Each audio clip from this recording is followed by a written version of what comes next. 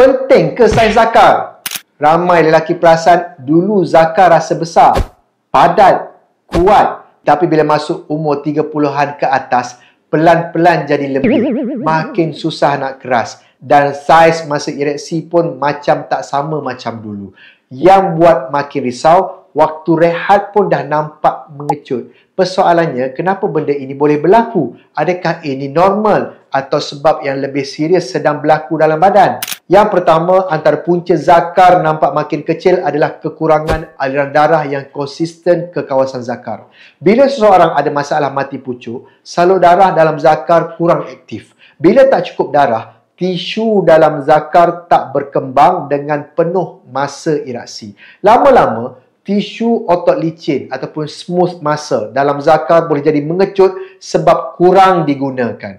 Yang kedua, bila seseorang alami masalah pancuk awal, ereksi selalunya tak bertahan lama. Bila ereksi sentiasa pendek dan tak stabil, zakar jarang masuk ke fasa tegang penuh. Sama macam otot lain dalam badan. Kalau tak digunakan dengan betul dan cukup lama, ia akan mula mengecil dan kehilangan fungsi.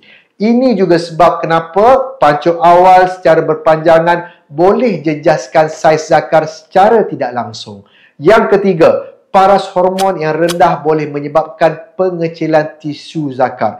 Testosteron penting untuk kesihatan tisu alat sulit. Bila hormon ini jatuh, sama ada sebab gaya hidup, berat badan berlebihan ataupun stres kronik, tisu zakar jadi kurang responsif dan ereksi pun makin sukar dicapai. Kalau ini dibiarkan bertahun-tahun, saiz ereksi penuh memang boleh jadi lebih kecil dari asal. Yang keempat, onani berlebihan dengan cara genggaman kuat boleh ubah struktur saraf dan refleks zakar. Bila otak hanya respon kepada jenis rangsangan tertentu, contoh tekanan kuat masa onani, zakar akan sukar keras dengan rangsangan semula jadi. Bila zakar kurang keras, saiz pun nampak makin pendek. Ini bukan salah rangsangan luaran, tetapi kesan dari tabiat yang berulang terlalu lama. Jadi, bila zakar makin kecil, jangan terus salahkan faktor genetik ataupun umur.